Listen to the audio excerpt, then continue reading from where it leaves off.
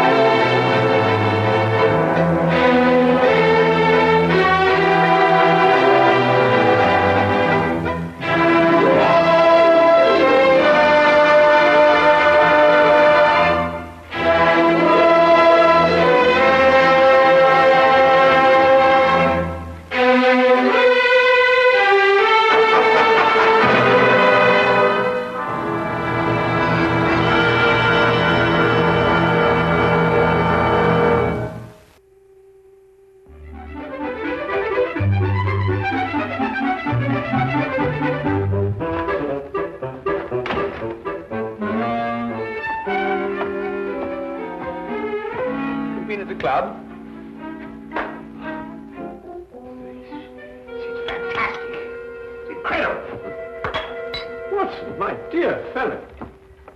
Absolutely fantastic. Oh, what's happened? You look as if you'd seen a ghost. A ghost? Brandy, that's what I need, brandy. Brandy. Yeah. Oh, yeah. Who struck you? Well, you said it yourself. It was a ghost, and without any previous warning at all, he hit me in the eye. Yeah, wait a minute. Yes, I think you better have another. Well, thank you. And now I'll begin again. Who struck you? Upon my word, Holmes, it was a ghost. The ghost.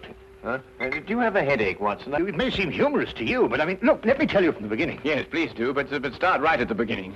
Right, well, I was on my way back from the club. You see, it was about 8 o'clock. And I got into Spender Street, and I was just opposite that little tobacconist. You know, makes that Yes, mixture. I know, yes. Go on, Watson. What did you do then? Well, I saw a man in front of me suddenly clutch his chest. He was walking towards you? How do you know? Well, I mean, you said he staggered and clutched his chest. You must have been... Yeah, that's logical. Anyway, well, anyway, I rushed up to him to help him, you see, and he's still able to mumble something about he had a heart, and he lived in 19 Hooper Street, and would I help him get there? But there were no other pedestrians? No, the street was completely deserted. Good. Go on. Well, then his landlady let us in, and he was unconscious by that time, so I carried him up to his room, and I laid him out in his bed, and Holmes, he was dead. Now, look here, Holmes, he was absolutely, completely, and utterly dead. I couldn't make a mistake about a thing like that. No, of course you couldn't, old man. No. Go on, then. What happened next? Well, then I told the landlady rather said to me that she'd called the authorities, you see, and I left my name with her just in case, you know, they'd want me. And then, well, I thought it'd be rather more delicate if I left, you see. I mean, he must have relations. Yes, it's quite right, Watson. A most delicate situation. Yeah. What was the man's name? Higgins. Albert Higgins. Uh-huh, I see. And what did you do after you left the house? Well, you see, it had been a bit of an effort, you know, carrying him up like that, so I got down the stairs and popped across the road into a pub and had a pint. And then I started off back to the flat, you see. Well, I just turned the corner into Spender Street, and there was Higgins, Albert Higgins? Yeah, just face to face with me. There he was, large as life. We stood looking at each other for a minute, then he lashed out and hit me in the eye. And then really, Holmes, he vanished. Vanished? Yes, he's into the blue. Well, he just ran away? Well, the street was rather ill-lit, you know, and it took me a minute or two to pull myself together. And then I don't know whether he ran away or not, but he vanished. Well, that's most unusual. Most? Did you speak to this ghost?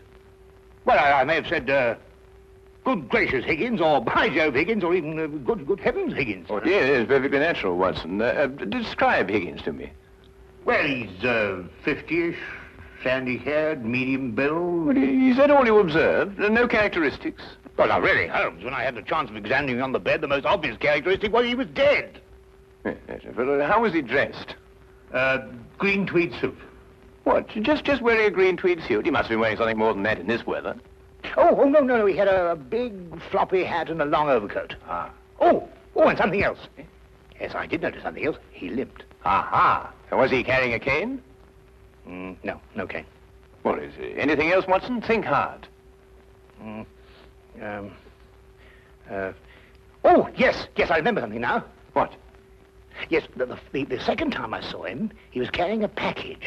But the first time, he didn't have one. Ah, now this is curious. Very curious. Where are you going, Holmes? Not me. We. I'm in no condition to leave the house. When a morsel of raw beef will immeasurably improve your appearance. And then what? Then we shall do our best to track down the belligerent ghost of Albert Higgins. Fascinating idea, don't you think? Well, the whole thing's been most unnerving, you know. I mean, it knocks the wind out of the chap, yes. Oh, really, no one.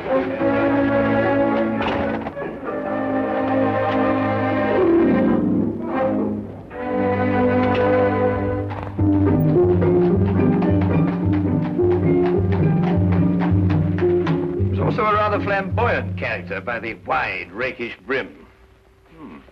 I see he was an artist, too. Well, he hasn't painted very much recently. Notice the specks of paint underneath the brim here. And not house paint, but canvas oils. Here, what's this? How are you, Jensen? What are you doing in poor Albert's room? Oh, good evening, Mrs. Blake. You remember me, Dr. Watson? Oh, you're the bloke who brought poor Albert in. Yes. Who's your gentleman friend? Ah, this is Mr. Sherlock Holmes. Mrs. Maggie Blake, the landlady. Pleased to meet you, I'm sure, Mr. Holmes. Oh, poor old Albert. He was proper fond of life, Albert was. He wouldn't have popped off if he'd had his way. Oh, few of us would, madam. I was around to the local having me good night pint. And grieving for poor old Albert. He would have wanted a proper send-off with a pint of mild and bitter, Albert would. No doubt he would, madam. The body, I see, has been removed by the authorities. Oh, poor old Albert on a slab. Oh. Oh, dear, dear. Have you notified his next of kin, Mrs. Blake? No, he had none. He was all alone. Oh, I see. Where was Mr. Higgins employed, madam? At the Pembroke Museum, right around the corner in Spender Street. It's a picture museum. Albert was a day watchman. A day watchman, you say? What were his working hours? 9 in the morning till 9 in the evening. Punctual as a clock, Albert was. Never late a minute. Poor Albert. He always came back from the museum, then, at a few minutes after 9 every evening. Aye, to make his supper. He was a proper good cook, Albert was. Excuse my saying so, madam, but aren't you mistaken? Surely it's a little after 8 when Mr. Higgins finished work? Because it was only a little after 8 when I picked him up this evening and brought him here. Oh, no, Doctor. It was just after 9. I marked the time because I was waiting for Albert to come back. He'd asked me to get him a cut of beef. He always came back just after 9. He'll never eat that beef now. Poor Albert won't. He'll hit you in the eye. Hmm? Oh, no. I just bumped into a door. Oh, you shouldn't get familiar with the door, if you know what I mean. Well, really, that... Yes, I think we've found out all we can for the time being, Watson. Thank you, madam. We shan't intrude on your grief any further.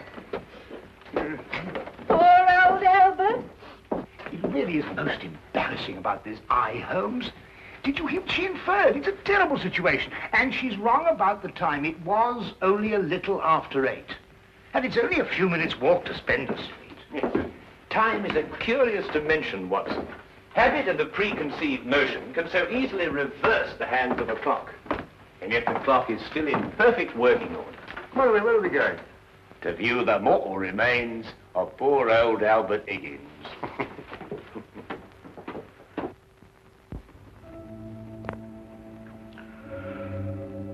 Well, there he is, Mr. Holmes.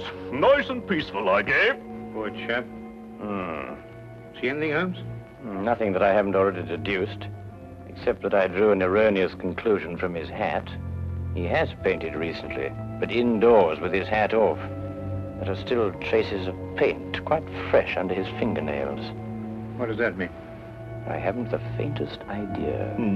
Well, you gents aren't the only ones interested in this dearly departed. Inspector Lestrade of Scotland Yard's looked him over, too. Oh, indeed. Oh, he's still here if you'd like to talk to him. Well, that should be very informative for one or the other, or both of us. I can't understand it, Holmes. I'm absolutely sure this is the man who punched me. I'm positive. But also the one who had the heart attack? Yes, I'm sure of it. One and the same. Well, he's punched his last punch. Where he probably is, they're punching him.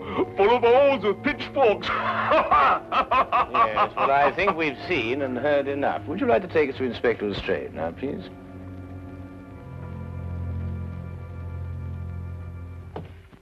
Ah, hello, Inspector. Oh, Mr. Holmes, I'm surprised to see you here. Now, this is one case you can't make anything clear out of. Oh, then why, my dear Inspector Lestrade, are you here? Well, when they brought him in, somebody recognized him as Pound-Note Albert Higgins. I come along to check their identification. We like to keep a track of our old pals, you know. What was he in prison for? Counterfeiting. He made the best pound note you ever saw. Yes, he was a real artist. Lestrade, there's no doubt as to the cause of death, is there? Oh, sorry, Holmes. Heart failure, no foul play. I understand you were with him in his last moments. Yes, I was with him on the street when he had the attack, and I took him home. There's nothing you could do, I suppose. Nothing. He was dead before I had a chance to do anything.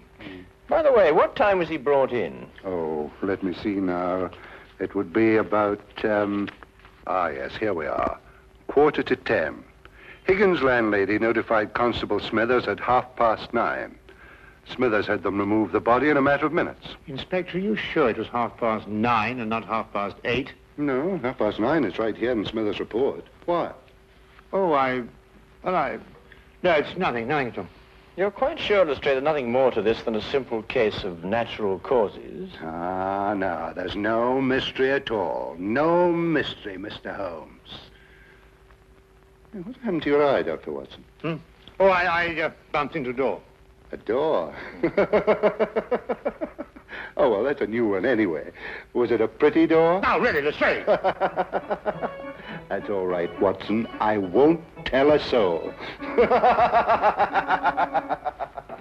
Well, really, this is insufferable, Holmes. Nobody believes me. Well, why did you tell him the truth? What, that I was punched by a ghost? Yes, I see what you mean.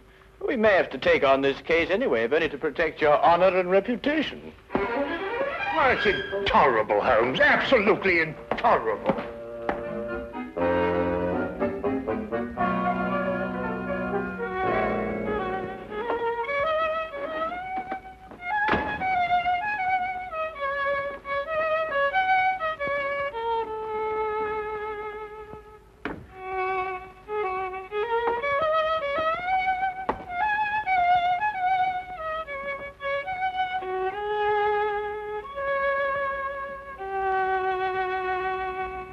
Oh, evening, Watson. Anything wrong? No, nothing. Of course not, everything. Oh, you're sure you're not brooding over last night's affair, are you? Of course I'm not. Don't be so ridiculous. Oh, come on, out with it, man. Well, No, there's nothing to come out with. I don't know what you're talking about. Oh, come on, Watson, there's something on your mind. Well, Gosh, you'd never believe it. Nobody'd believe it. Well? Well, I met Albert Higgins in Spender Street again, tonight. And he punched you again? He pulled my nose! Really? Very, very interesting, Watson.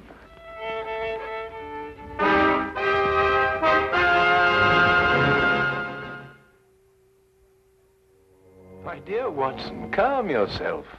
Look here, Holmes, this whole Higgins affair's gone too far. First of all, last night, and now tonight. Calm yourself, Watson, and relate. Everything hangs on this second encounter. Well, it occurred just it had last night. I was on my way back from the club, and I'd reached Spender Street. It was a few minutes ago, as a matter of fact, just after 9 o'clock. I'd stayed rather later in the club than usual. There was a chap from Afghanistan. They was awfully interesting. Yes, Watson. Get on with his story. Well, I was rather preoccupied, as you know. This affair's cut me up, rather, and although I may not show it. Anyway, I was walking along. I suddenly looked up, and there was the pedestrian, a man a few feet from me. Walking towards you? Well, yes. Of course, I didn't recognize him straight away for, you-know-who. Anyway, I sidestepped him past, and he sidestepped to let me pass, and then we sort of zigzagged about a bit, you know what it is on the street, and ended up by bumping into each other. Now, that's when you recognized Albert Higgins? But it was Higgins. I couldn't be mistaken. Good heavens, man, I know him like my own brother. Dressed as he was last night? Exactly. And what did he do then? Well, as I told you, then he put out his hand and he... Well, yes, we'll go into that. And then he was gone, vanished. Capital, Watson, capital. Everything begins to fall into place. Now, there's one more question. Was he carrying a package? Well, yes, he was, just like last time. I say, Holmes, do you believe, What? supernatural? Ghosts, do you mean? Sounds silly, I know, but Higgins did die of a heart attack. There was no foul play. No foul play? Why, the whole affair reeks of foul play. I can tell you, Watson, I haven't been idle today. Do you know that the Pembroke Museum is showing a collection of paintings on loan from the Italian government, and that included amongst those paintings is Leonardo da Vinci's Moonlight Madonna? Well, I did read something about it in the paper. What's that got to do with Albert Higgins? Well, we must now pay a visit to the good inspector and inform him that if the ghost of Albert Higgins hadn't struck you in the eye... And pulled my nose. And pulled your nose, I would never have suspected the Moonlight Madonna would be stolen from the museum. What? Well, it's quite obvious, isn't it? Well, of course.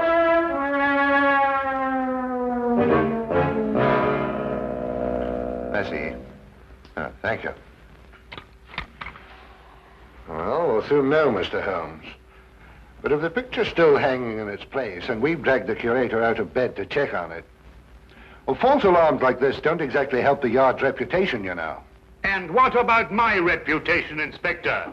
When I say a man died a little after 8, he died a little after 8 and not a little after 9. And when I say these ghosts punched me in the eye half an hour later, hang it, he punched me in the eye. Oh, we all have our off days, Dr. Watson. To err is human, as the poets say. And furthermore, if I tell you that I bumped into this chap's ghost again tonight, you Didn't tell me about any second meeting. Oh, didn't I? Well, nothing. An hallucination, that's what you had, Dr. Watson. Yes, it's, psychological. That's the thing in crime today, psychology. I've been studying it, you know. You astonish me, Inspector. Oh, we're not as backwards as you think, Holmes.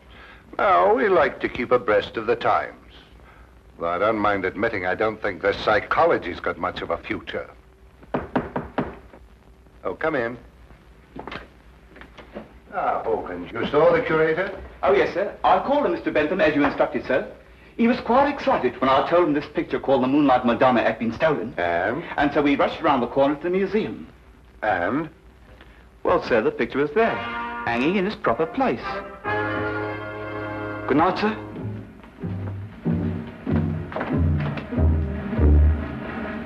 Well, there you are, Holmes. As I said to Dr. Watson, to err is human. Can I give you gentlemen a lift anywhere? Thank you, Inspector. Oh, I think it might be a good idea if we called at the Pembroke Museum on our way.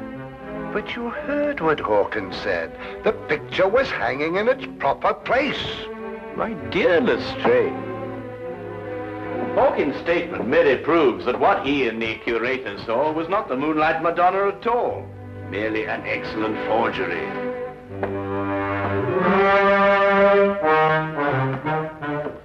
What's he talking about? Art, ghosts, my black eye, and psychology.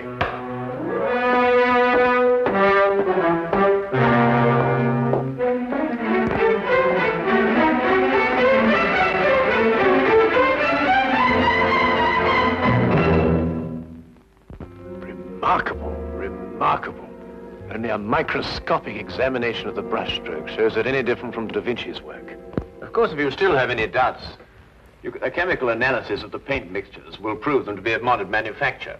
No. You've quite convinced me, Mr. Holmes. An analysis is necessary. Dear me, this is catastrophic. A rather delicate situation, eh? Delicate? The Italian government will hold the British government responsible. Now, the painting is an Italian national treasure, and the theft could easily affect the pending treaty between the two nations. Mr. Holmes, you must find the original before the Italians learn the painting's been stolen. The British government will hold me responsible. And the Yard will hold me responsible. The most priceless of the lot, too. Yes, naturally. Well, we know who stole the painting and substituted a forgery, Higgins. All we've got to do now is find out where he hid it. What time did you leave the museum, Mr. Benson? A few minutes before 9, Higgins was still on duty. You're quite sure it was Higgins? I'm certain, Mr. Holmes. I chatted with him for a few moments, and I couldn't have mistaken his voice. And the night watchman relieved him at 9. Well, you heard him say that, Mr. Holmes, and that he had a package with him when he left.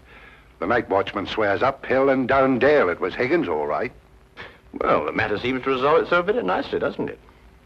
Dr. Watson was punched by Higgins a few minutes after 9. The night watchman saw him leave at 9, and you spoke to him a few minutes before 9. Look, Holmes, why don't you and Dr. Watson go home and have a good night's rest? From now on, it's nothing but plain, ordinary, simple police work. Nothing you could use a magnifying glass on. True. True, Inspector. Well, good evening, gentlemen. Yes, well, good night, gentlemen.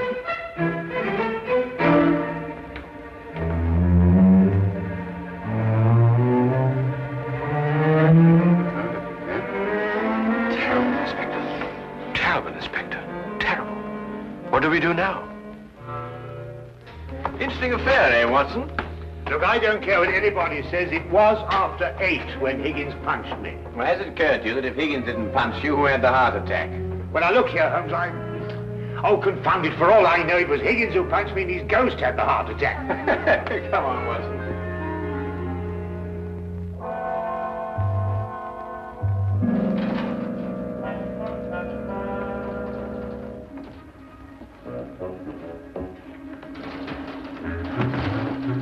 We might have the common decency to tell me what we're breaking into. Shh, whisper.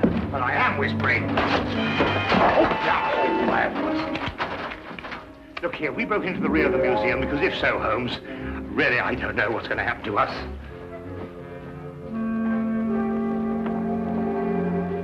Here, hold this. What? Oh.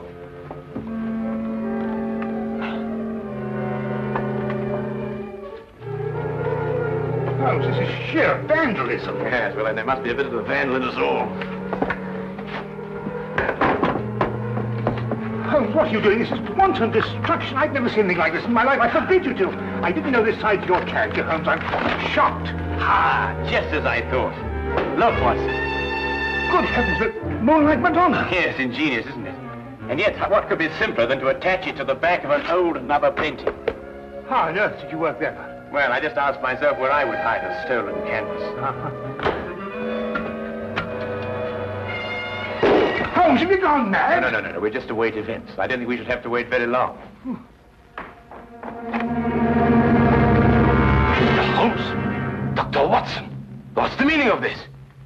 Watson, I believe you've already met Mr. Bentham in his capacity as curator of the Pembroke Museum. Allow me to present him to you now as the picture thief. Charmed, Dr. Watson.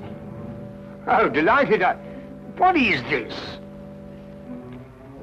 So you discovered my little hiding place, Mr. Holmes.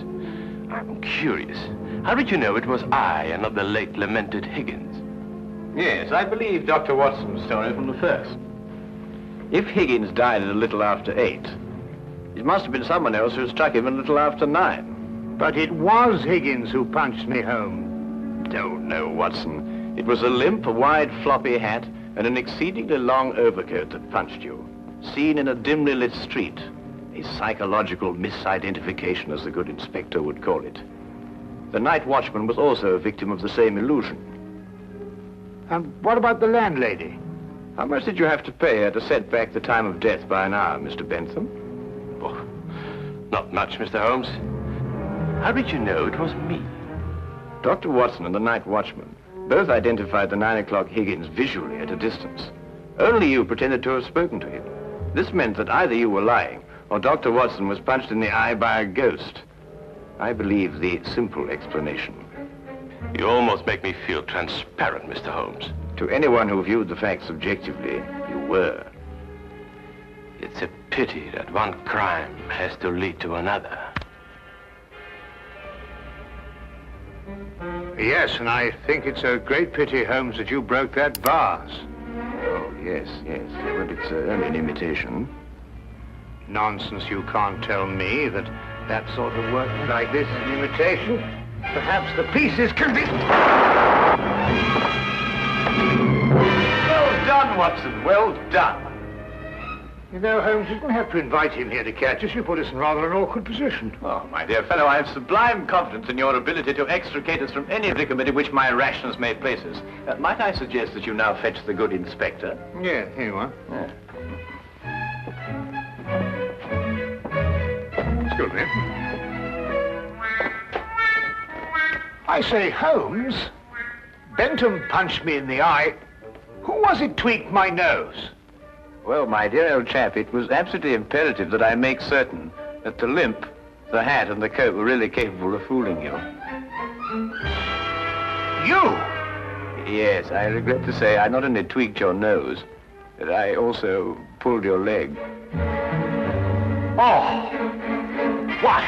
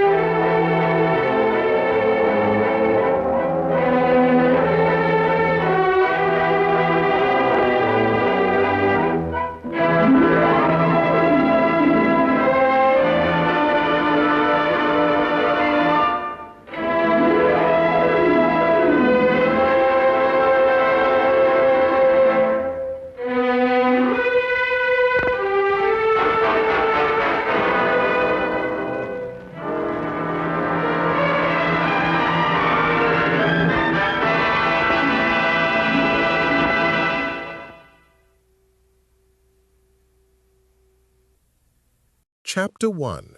The Frightened Visitor. Scene: 221B Baker Street, warm and cozy with a glowing fireplace. Rain taps the windows and the room glows with soft gas lamp light. Watson's voice is calm and welcoming. Hello and welcome to Baker Street Tales, where every story feels like a conversation over a warm cup of coffee. I am Dr. John Watson, and today I recount a curious case from October 1894, the affair of the Belligerent Ghost. It was a damp evening when a sharp knock shattered the quiet of 221B Baker Street. Sherlock Holmes, lounging with his pipe, raised an eyebrow as I opened the door. There stood Mr. Thomas Hargrove, a clerk from Cheapside, his coat dripping and his face pale with fright. The fog outside swirled thickly, and the clatter of a hansom cab faded into the distance. Hargrove stumbled in, his hands trembling as he clutched a worn hat. "A ghost haunts my lodgings," he gasped, sinking into a chair by the fire. I poured him tea, noting his ragged breathing, a sign of deep fear from my medical days. He told a wild tale. Recently, he'd inherited a dusty old chest from his late uncle, a quiet man who'd lived alone. Since then, a shadowy figure appeared at night in his small flat, shouting threats in a rough voice. The windows rattled as if struck by an unseen hand, and the gas lamp flickered wildly. "It's driving me mad," Hargrove said, his eyes darting to the window where fog pressed against the glass. Holmes leaned forward, his sharp gaze piercing through the man's panic. "Describe the figure," he said, his tone steady. Hargrove stammered that it was tall, cloaked, and vanished like smoke. I felt a chill, wondering if this was madness or something darker. Holmes tapped his pipe, his mind already at work. "When did this start?" he asked. Hargrove said it began the night he brought the chest home, hinting at a curse. I offered a blanket, sensing his exhaustion, but Holmes pressed on, asking about neighbors or enemies. Hargrove mentioned a grumpy landlord and a strange note found near the chest, warning of vengeance. The fog outside seemed to thicken, and the fire crackled softly. Holmes' eyes gleamed with interest. "We shall see," he murmured, already planning our next move. Hargrove left, his step shaky as the night deepened around us. Chapter 2. The Haunting Clues. Scene: a cramped, dimly lit room above a butcher's shop in Cheapside. Fog seeping through cracks. Holmes and Watson inspect an ornate chest under flickering candlelight, the air thick with the smell of meat. The next morn, Holmes and I ventured through London's foggy streets to Mr. Hargrove's lodgings, a humble flat above a bustling butcher's shop. The cobblestones glistened with damp, and gas lamps cast long shadows as we climbed the creaky stairs.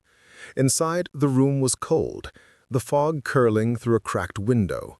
The chest, an old wooden box with brass fittings, sat in the corner, its surface scratched and dusty. Hargrove hovered nervously as Holmes knelt, his keen eyes scanning every inch. With a deft twist of a hairpin, Holmes unlocked the chest, revealing a trove of yellowed letters and a tarnished coin. I leaned closer, my medical curiosity piqued, as Holmes unfolded a letter dated 1860, mentioning a debt dispute between Hargrove's uncle and a creditor named Giles. The words hinted at a vengeful spirit tied to unpaid gold, stirring unease in me. The coin, worn but heavy, bore a mark matching old shillings, suggesting value. Holmes pocketed it, his mind racing.